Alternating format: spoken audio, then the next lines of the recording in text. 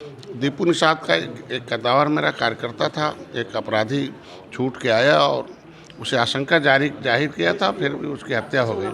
हत्या होने के बाद भी हमको लगता है 2-3 दिन एफआईआर नहीं हुआ। 2 दिन बाद तो फिर विधायक जी गए तो, लेकिन जो अधिकारी एफआईआर नहीं कर रहा था, फिर उसने किया तो जो संबंधित धारा होता 304, 302 उसमें नहीं किया तो 304 में कर दिया। आगामी जो चुनाव है नगर जो जिला पंचायत का है, त्रिस्तरीय चुनाव का है, तो त्रिस्तरीय चुनाव का जो चुनाव 2025 में आने वाला, उसको आप तैयारी करो, चूँकि वो बेस होता किसी राजनीति का।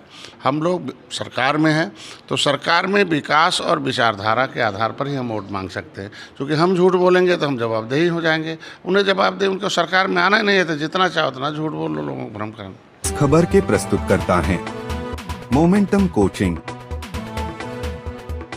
Ashpra gems and jewellers. प्रदेश सरकार में कैबिनेट मंत्री डॉक्टर संजय निषाद को निषाद समाज के रहनुमा के रूप में देखा जाता है और निषाद समाज को लेकर वो लगातार उनकी आंदोलन और उनकी जो सुख सुविधाएं हैं उसको लेकर लगातार वो लड़ते रहते हैं। सदन में भी आवाज़ उठाते हैं। ऐसे में देवरिया के रुद्रपुर में एक दीपू निषाद नामक युवक की हत्या हुई है और डॉक्टर साहब वहाँ पे जाने वाले हैं। डॉक्टर साहब, क्या जानकारी मिल पाई है? अब मेरा धर्म बनता है कि मैं, अगर मछुआ समुदाय हमें जिम्मेदारी सौंपा है और हमने उन्हें जगाया है और अधिकारियों के लड़ने के लिए बताया है, तो कार्यकर्ताओं के साथ हमारी पार्टी खड़ी, हम लोग खड़े हैं। दीपू निषाद का एक कद्दावर मेरा कार्यकर्ता था। एक अपराधी छूट के आया और उसे आशंका जाहिर किया था, फिर भी उसकी हत्या हो गई।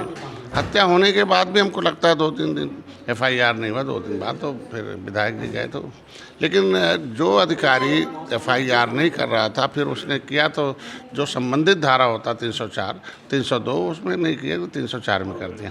तो अब 304 तो एक संदिग्ध हो गया ना, जब सीधे मर्डर हुआ है और उसकी माँ कह रही, उसके परिवार के लोग कह रहे, तो हम लोग पीड़ित परिवार के साथ खड़े हैं और उससे राय लेंगे, परिवार को न्याय दिलाने जा रहे हैं और जो भी बातें होंगी हम अपने गार्जियन, मुखिया, मुख्यमंत्री तक पहुंचाएंगे। इसीलिए हम उस कार्यकर्ता के पास, उस पीड़ित परिवार के पास हम जा रहे हैं। डॉक्टर साहब, चुनाव खत्म हो गया है, व्यस्तता और बढ़ गई क्योंकि 2027 सामने है। इसको लेकर निषाद पार्टी किस प्रकार से तैयारी कर रही है और क्या रणनीति बन रही है? देखिए, निषाद पार्टी एक निर्बलों की पार्टी है और निर्बलों को संवैधानिक रूप से न्याय दिलाने के लिए, उन्हें हिस्सेदारी दिलाने के लिए, उनके साथ उनकी जितनी भी हिस्सेदारी बनती है उसके लिए लड़ाई लड़ रही है। उन्हें अब जगाया जा रहा है, उनको फिर से समझाया जा रहा है। कुछ हमारे कार्यकर्ताओं को तमाम, मतलब उन्हें जो उदासीन है उन्हें सक्रिय किया जा रहा है, संगठन के मजबूत किया जा रहा है।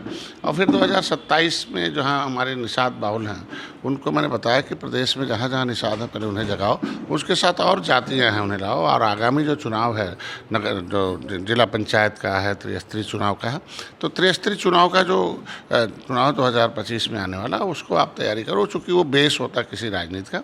उसमें अपने लोगों को लड़ाने के लिए तैयार करो और फिर आगे 2027 में वो हम लोग तैयारी करें। गठबंधन के विजय रथ को रोकने के लिए क्या रणनीति बनाया है निषाद पार्टी ने? देखिए, झूठ और प्रपंच और भ्रम पर जो पार्टियां थोड़ी देर के लिए उभर के आ जाती हैं, वो बहुत लंबे समय तक नहीं रह पाती हैं। अब ये हुआ कि कुछ हम लोगों के, मतलब एनडीए के जो घटक दल हैं या जो भी उनके कार्यकर्ता भारतीय जनता पार्टी के, उन्होंने इन्होंने नैरेटिव सेट किया, नैरेटिव को नीचे जो जा रहा था उसमें कभी भी कहीं रोकने का प्रयास नहीं किया, नीचे गए नहीं कि ये जो गलत है, ये झूठ है, ये मोदी का वीडियो है, ये अमित शाह जी का वीडियो गलत एडिट हुआ है, 400 पार का नारा आरक्षण से नहीं जोड़ना चाहिए, ये सब है। तो ये चीज़ें वह इसमें उनको झूठ और भ्रम फैलाने में कामयाब हो गए। हम लोग सही बात उनको पहुंचाने में नाकामयाब रहे।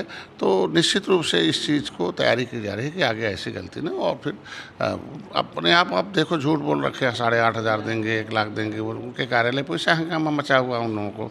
तो ये एक बार कुछ झूठ का कैश कार्ड चल सकता है, राजनीति में दोबारा नहीं हो सकता है। हम लोग सरकार में हैं तो सरकार में विकास और विचारधारा के आधार पर ही हम वोट मांग सकते हैं, क्योंकि हम झूठ बोलेंगे तो हम जवाबदेही हो जाएंगे। उन्हें जवाब दे, उनको सरकार में आना ही नहीं है तो जितना चाहो उतना झूठ बोल लो, लोगों को भ्रम करना। डॉक्टर साहब, अभी जो सूचना मिली है कि समाजवादी पार्टी का प्रतिनिधिमंडल भी रुद्रपुर जा रहा है, तो सपा का प्रतिनिधिमंडल वहाँ जाने के पीछे क्या रीज़न मानते हैं? जब इनके पास इनकी सरकारें थी तो कभी तो निषादों के लिए कभी ध्यान तो दिया नहीं। और सपा क्या बात करेगी। हंडिया एक इलाहाबाद जगह है जब इनकी सरकार थी, और खुद इनका जिला अध्यक्ष बना रखा था एक निषाद को, और एक इनके समाजवादी पार्टी का नेता गोली मारा, और पूरी जब तक सरकार थी तब तक मुकदमा नहीं दर्ज हुआ। उसको लेके लखनऊ हंगामा भी हुआ। तो जब ये कुछ संरक्षण इस तरीके से हम लोग रेल ट्रैक का आंदोलन कर रहे थे, तो रेल तो केंद्र सरकार की थी, गोली मारने की क्या जरूरत थी। 302 का फर्जी मुकदमा 37 नंबर। तो जो खुद निषादों पर अत्याचार करता हो, जो पार्टी करती हो, उसको तो कभी बनता नहीं है। और जब हम लोग खुद लड़ाई लड़ रहे हैं तो ये राजनीति करने जा रहे हैं। हम राजनीति को सेवा के रूप में हम करते हैं। आने वाले चुनाव में निषाद पार्टी किन किन सीटों पर आ रही है और मुद्दे क्या होंगे? विकास और विचारधारा, एक विदेशी ताकतें हैं, लोगों को भय भ्रम और इस तरीके का झूठ प्रपंच और जो शोषण अन्याय था उसके खिलाफ है, जो जीरो टॉलरेंस की नीति रही है। ये सारा जो हमारे मुद्दे हैं जिसके आधार पर पूरे देश में फिर से प्रधानमंत्री बने हैं, वो मुद्दे हमारे रहे। खाली कुछ सीटों पर हम लोग, मैंने कहा कि नैरेटिव सेट करके लेने में कामयाब हो गए, तो ऐसा नहीं है। आगे हम लोग फिर सब जीतेंगे। देखिए डॉक्टर साहब ने किस प्रकार से जो निषादों की लड़ाई है उसको लेकर वो लगातार अग्रसर रहते हैं।